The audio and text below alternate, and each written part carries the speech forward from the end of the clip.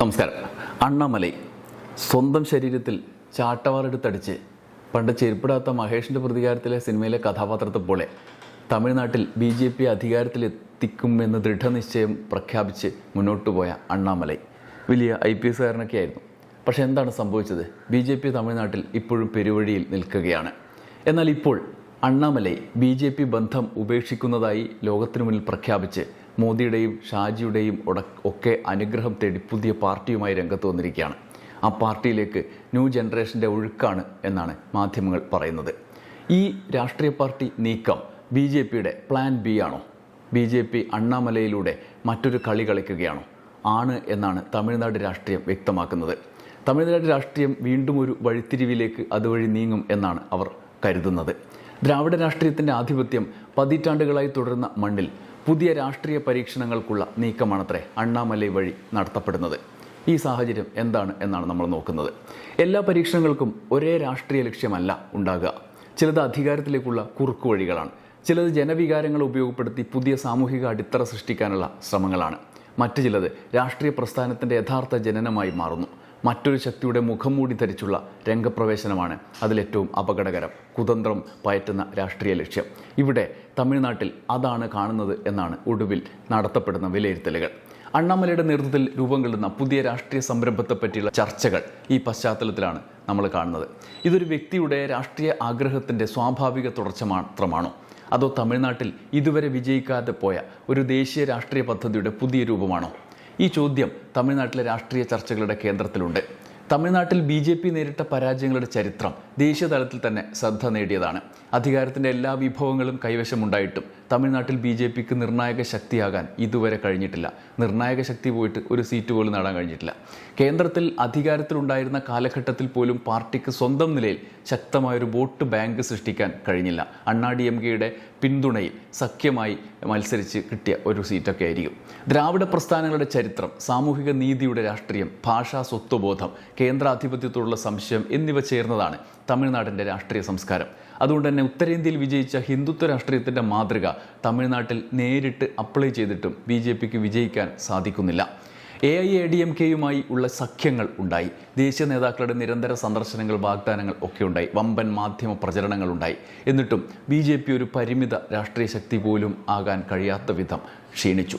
ഇത് യാഥാർത്ഥ്യമാണ്. പുതിയ തന്ത്രങ്ങളെക്കുറിച്ചുള്ള ചിന്തയിലേക്ക് BJP നയിച്ചത് ഈ സാഹചര്യം ആണ് എന്നാണ് രാഷ്ട്രീയ നിരീക്ഷകരുടെ വിലയിരുത്തലുകൾ. അണ്ണാമലൈയുടെ നീക്കം BJPയുടെ പ്ലാൻ B ആണ് എന്ന് പറയുന്നത് എന്തുകൊണ്ടാണ്?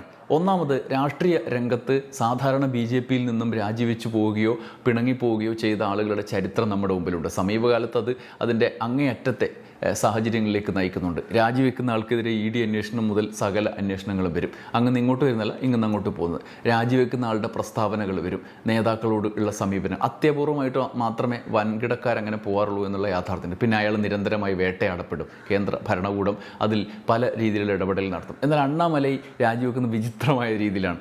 അണ്ണാമലൈ നേരെ ഡൽഹി പോകുന്നു, അമിത്ഷായെ കാണുന്നു, നരേന്ദ്രമോദിയെ പുകഴ്ത്തുന്നു, പ്രധാനപ്പെട്ട BL സന്തോഷ് വരെയുള്ള BJPയുടെ സംഘപരിവാർ നേതാക്കളെയൊക്കെ കാണുന്നു, ചർച്ചകൾ നടത്തുന്നു. ഒടുവിൽ ഞാൻ ഇവിടെ നിന്ന് രാജിവെക്കുന്നതായി പ്രഖ്യാപിക്കുന്നു. എന്നിട്ടൊരു സംഘടന ഉണ്ടാക്കുന്നു. ആ സംഘടന ഉണ്ടാക്കിക്കുമ്പോൾ തന്നെ എൻ്റെ മാതൃക മോദിയാണ് എന്ന മട്ടിൽ പ്രഖ്യാപനം നടത്തുന്നു. എന്നിട്ട് അദ്ദേഹത്തിൻ്റെ സംഘടനയുടെ സ്ട്രക്ചറൊക്കെ പ്രത്യേകതരം അവിടെ പ്രഖ്യാപിക്കുന്നുണ്ട്. അതിൻ്റെ തുടർച്ചയായി രാഷ്ട്രീയ പ്രവർത്തനത്തിലേക്ക് വരുന്നു. ഇതാണ് നിഗൂഢമായ സാഹചര്യം. രാഷ്ട്രീയത്തിലെ ഒരു കുതന്ത്രത്തിൻ്റെ അടയാളപ്പെടുത്തലാണോ എന്നുള്ള ചോദ്യം ഉയർത്തുന്നത്. അണ്ണാമലൈ ഒരു രാഷ്ട്രീയ ബ്രാൻഡിൻ്റെ നിർമ്മാണമാണ് നടത്തപ്പെടുന്നത്. അണ്ണാമലൈയുടെ രാഷ്ട്രീയം മനസ്സിലാകണമെങ്കിൽ അദ്ദേഹത്തെ ഒരു വ്യക്തി ആയി മാത്രമല്ല ഒരു ബ്രാൻഡായി അവതരിപ്പിക്കുന്ന സാഹചര്യം കാണണം. അതായത് ഇതുവരെയുള്ള അണ്ണാമലയല്ല ഇപ്പോൾ അവതരിപ്പിക്കുന്നത്. നേരത്തെ BJPയുടെ ഭാഗമായി അവതരിപ്പിച്ചതിൽ നിന്നും BJP ഹിന്ദുത്വ രാഷ്ട്രീയം അടർത്തി മാറ്റിക്കൊണ്ട് പുതിയൊരാളായി മാറ്റുന്നു. മുൻ IPS ഉദ്യോഗസ്ഥൻ, വിദ്യാഭ്യാസമുള്ള യുവാവ്, അഴിമതി വിരുദ്ധ മുഖം, സോഷ്യൽ മീഡിയയിൽ സ്വാധീനമുള്ള വ്യക്തിത്വം, ഇങ്ങനെയുള്ള ഘടകങ്ങളാണ് സൂക്ഷ്മമായി നിർണ്ണയിക്കപ്പെട്ട രാഷ്ട്രീയ ഇമേജിൻ്റെ ചിത്രമാണ് തമിഴ്നാട്ടിൽ ഇപ്പോൾ വെക്കുന്നത്. തമിഴ്നാട്ടിലെ യുവജനങ്ങൾക്കിടയിൽ പരമ്പരാഗത രാഷ്ട്രീയത്തോടുള്ള നിരാശയും വിരക്തിയും വളരുന്ന സാഹചര്യമുണ്ട്. വിജയുടെ വിജയമൊക്കെ TVKയുടെ വളർച്ചയൊക്കെ അതാണ് കാണിക്കുന്നത്. പുതിയ രാഷ്ട്രീയം എന്ന ആശയം അവതരിപ്പിക്കാൻ, അപ്പോൾ അതിന് ബദലായി അനുയോജ്യമായി അവതരിപ്പിക്കാൻ അണ്ണാമലയെ രംഗത്തിറക്കുകയാണ്. ഇവിടെ ശ്രദ്ധിക്കേണ്ടത് അദ്ദേഹം BJPയുമായി ഏറ്റുമുട്ടി പുറത്തു വന്നതല്ല എന്ന് നേരത്തെ ഞാൻ പറഞ്ഞില്ലേ, ആ സാഹചര്യമാണ്. മോദിയെയും അമിത്ഷായെയും ഒന്നും വിമർശിച്ചുകൊണ്ടുള്ള വരവല്ല, ദേശീയ നേതൃത്വത്തിലുള്ള ആദരവ് പ്രഖ്യാപിച്ചുകൊണ്ട് പുതിയ സംരംഭം, ഒരു ജോലിയൊക്കെ നമ്മൾ പുതിയ ഒരു ബിസിനസ്സൊക്കെ തുടങ്ങുന്നത് പോലെയാണ്. നിങ്ങളുടെ കൂടെ പ്രവർത്തിച്ചാൽ എനിക്ക് സന്തോഷമുണ്ട്, ഞാൻ വേറൊരു ബിസിനസ് തുടങ്ങാം എന്ന് പറഞ്ഞു. അതുകൊണ്ട് തന്നെ ഇതൊരു രാഷ്ട്രീയ പിളർപ്പല്ല എന്നുള്ളതാണ് ഇപ്പോൾ നടത്തപ്പെടുന്ന വിലയിരുത്തലുകൾ. വി ദ ലീഡേഴ്സ് എന്നാണ് അദ്ദേഹത്തിൻ്റെ രാഷ്ട്രീയത്തിൻ്റെ പേര്. അണ്ണാമലയുടെ പ്രസ്ഥാനത്തിൻ്റെ നീക്കം എന്താണെന്ന് അതിൽ നിന്ന് വ്യക്തമാണ്. വി ദ ലീഡേഴ്സ് എന്നത് ഒരു നേതാവിൻ്റെ പാർട്ടിയല്ല എന്നാണ് പറയുന്നത്, ജനങ്ങൾ തന്നെയാണ് നേതാക്കൾ എന്ന ആശയം മുന്നോട്ട് വെക്കുന്നു. എന്നാൽ രാഷ്ട്രീയത്തിൽ പേരുകൾ പലപ്പോഴും പ്രതീകാത്മകമാണ്. പുതിയ തലമുറയെ ആകർഷിക്കാൻ ജനാധിപത്യവും പങ്കാളിത്തവും മാറ്റവും എന്ന വാക്കുകൾ എന്ന ആശയം അദ്ദേഹം മുന്നോട്ട് വെക്കുകയാണ്. ഇന്ത്യയിലെയും ലോകത്തിലെയും പല രാഷ്ട്രീയ പ്രസ്ഥാനങ്ങളും ഈ ഭാഷ ഉപയോഗിക്കുന്നുണ്ട്. പ്രധാന ചോദ്യം മറ്റൊന്നാണ്, ഈ പ്രസ്ഥാനം ഒടുവിൽ ഏത് രാഷ്ട്രീയ ദിശയിലേക്ക് നീങ്ങും എന്നത് മാത്രമാണ്. വിജയുടെ പാഠം, തമിഴ്നാട്ടിലെ സമീപകാല രാഷ്ട്രീയത്തിലെ ഏറ്റവും വലിയ പാഠം നമ്മുടെ മുമ്പിലുണ്ട്. അത് വിജയുടെ ആ നേട്ടമാണ്. ഒരു സിനിമാ താരത്തിൻ്റെ ജനപ്രീതി രാഷ്ട്രീയ ശക്തിയായി മാറാം എന്ന് വിജയ് തെളിയിച്ചു. പക്ഷേ അതൊരു അടിത്തറ മാത്രമാണ്. എന്നാൽ അദ്ദേഹത്തിൻ്റെ വിജയത്തിൻ്റെ അടിസ്ഥാനം സിനിമ ആരാധകരുടെ ആവേശം മാത്രമല്ല എന്നതാണ് വസ്തുത. പുതിയ തലമുറയുടെ രാഷ്ട്രീയ അസംതൃപ്തി അതിലുണ്ടായിരുന്നു. ഇതാണ് അണ്ണാമലയുടെ നീക്കത്തിൻ്റെ അടിസ്ഥാനം. ഏറ്റവും ഒടുവിൽ കോക്രോച്ച് ജനതാ പാർട്ടി വരെ പ്രകടിപ്പിക്കുന്നത് ആ അസംതൃപ്തിയാണ്.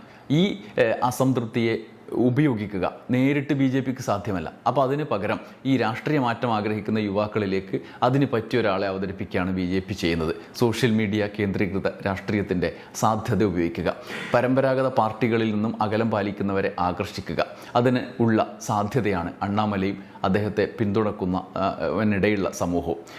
മാത്രമല്ല അദ്ദേഹത്തിൻ്റെ നീക്കം ശ്രദ്ധേയമാണ്. TVK മുന്നോട്ട് വന്ന സമാന ശൈലിയിലാണ്. തദ്ദേശ തെരഞ്ഞെടുപ്പിൽ ആണത്രേ ആദ്യത്തെ പരീക്ഷണം നടത്താൻ പോകുന്നത്. ഈ നിലവിൽ അദ്ദേഹം രാഷ്ട്രീയ പാർട്ടി പ്രഖ്യാപിച്ച് സോഷ്യൽ മീഡിയ വഴി ഓപ്പറേഷൻ നടത്തിയതിന് ശേഷം ഓൺലൈൻ അംഗത്വവും വോട്ട് ബാങ്കിലേക്കുള്ള പ്രവേശനവും ഒക്കെ ഓരോ ഘട്ടമായി അപ്ലൈ ചെയ്യാനാണ് ഉദ്ദേശം. അണ്ണാമലയുടെ രാഷ്ട്രീയ സംരംഭത്തിൻ്റെ ആദ്യ പരീക്ഷണശാല അതുകൊണ്ട് തന്നെ തദ്ദേശ സ്വയംഭരണ തെരഞ്ഞെടുപ്പായിരിക്കും. അതിൽ സ്ഥാനാർത്ഥികളെ നിർത്തുക, പ്രാദേശിക സംഘടനാ ശൃംഖല സൃഷ്ടിക്കുക, വോട്ട് സമാഹരിക്കാനുള്ള സാധ്യത എത്രത്തോളം എന്ന് മനസ്സിലാക്കുക. വിജയ് സമാനായിരുന്നു. വിജയ് TVK ഉണ്ടാക്കി നിയമസഭയിൽ മത്സരിക്കുന്നതിന് മുന്നേ സംഘടനാശേഷി തെളിയിച്ചത് തദ്ദേശ തെരഞ്ഞെടുപ്പിലാണ്. അതിൽ അവർ അടയാളപ്പെടുത്തപ്പെട്ടു എന്നുള്ളതാണ്. നിയമസഭാ രാഷ്ട്രീയത്തിൽ പിന്നീടാണ് അദ്ദേഹം ഇറങ്ങുന്നത്. മറ്റൊരു പ്രധാന കാര്യം രജനീകാന്തിൻ്റെ അനുഗ്രഹമാണ്. തമിഴ്നാട്ടിൽ രജനീകാന്ത് എപ്പോഴും ഒരു സാംസ്കാരിക ശക്തിയായി നിലനിൽക്കുന്നുണ്ട്. സിനിമയിൽ രാഷ്ട്രീയ പാർട്ടി രൂപീകരിക്കാതെ പിൻവാങ്ങി അദ്ദേഹം ആ ഘട്ടത്തിൽ BJPയുടെ പിന്തുണ ലഭിക്കുമെന്നൊക്കെയുള്ള വാർത്തകളൊക്കെ വന്നിരുന്നു. എന്നാൽ വിജയ് അതിൽ നിന്ന് വ്യത്യസ്തമായി വിജയം സ്ഥാപിച്ചു. അണ്ണാമലയുടെ ഈ രാഷ്ട്രീയ യാത്രയ്ക്ക് അനുകൂലമായി രജനീകാന്ത് അനുകൂല വൃത്തങ്ങളിൽ നിന്നും പ്രതികരണങ്ങൾ ഉണ്ട് എന്നാണ് ഇപ്പോൾ ശ്രദ്ധേയമായി ഉയർന്നു വരുന്ന ചർച്ച. ഇത് സംഘടിത രാഷ്ട്രീയ പിന്തുണയാണോ എന്നത് വേറെ ചോദ്യമാണ്. പക്ഷേ ദ്രാവിഡ രാഷ്ട്രീയത്തിന് ബദൽ തേടുന്ന സാമൂഹിക വിഭാഗങ്ങൾ അണ്ണാമലയെ ഒരു സാധ്യതയായി കാണുന്നു എന്ന് വ്യക്തമാണ്. TVKക്കുള്ള വെല്ലുവിളി അണ്ണാമലയുടെ ഉയർച്ച ഏറ്റവും കൂടുതൽ ബാധിക്കാൻ സാധ്യതയുള്ളത് TVK ആണ് എന്നുള്ളതാണ്. കാരണം രണ്ടുപേരും ലക്ഷ്യമിടുന്ന സമാനമായ സാമൂഹിക വിഭാഗങ്ങളെയാണ്. പക്ഷേ അണ്ണാമലയ്ക്ക് വിജയിയെ പോലുള്ള സ്വീകാര്യത എളുപ്പത്തിൽ എന്നല്ല, അതൊരു അസാധ്യമായ വസ്തുത കൂടിയാണ്.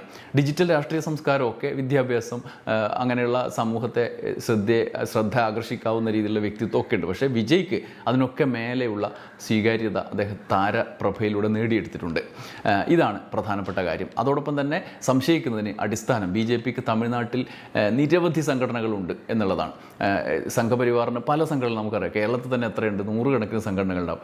അതിൽ ഒന്ന് എന്ന നിലയിലേക്ക് അണ്ണാമലൈ ഇതിനെ കൊണ്ടുവരികയും അതിൻ്റെ പിന്നാലെ മറ്റൊരു രീതിയിൽ രാഷ്ട്രീയത്തിൽ ഇടപെടുന്ന ശക്തിയാക്കി മാറ്റുകയും സ്വാഭാവികമായി പിന്നീട് BJPയിലേക്കുള്ള രാഷ്ട്രീയ പരിണാമം നടക്കും എന്നുള്ള സാധ്യതകളാണ് തമിഴ്നാട്ടിൽ രാഷ്ട്രീയ നിരീക്ഷകർ വിലയിരുത്തുന്നത്. CPIM അത്തരമൊരു പ്രതികരണവുമായി തന്നെ രംഗത്ത് വന്നിട്ടുണ്ട്. അവിടെ ഇപ്പോൾ 500 സംഘടനയുണ്ട്. 501ാമത്തെ സംഘപരിവാർ സംഘടനയായി അണ്ണാമലയുടെ പാർട്ടി മാറും എന്നുള്ളതാണ് വിലയിരുത്തലുകൾ വരുന്നത്. വിദ്യാഭ്യാസം, സംസ്കാരം, സേവനം, യുവജന പ്രവർത്തനം, മതം, സാമൂഹിക സംഘടന, ഇങ്ങനെ പല തലങ്ങളിലായി അവരുടെ ഈ പലവിധ സംഘടനകൾ ഉണ്ട്.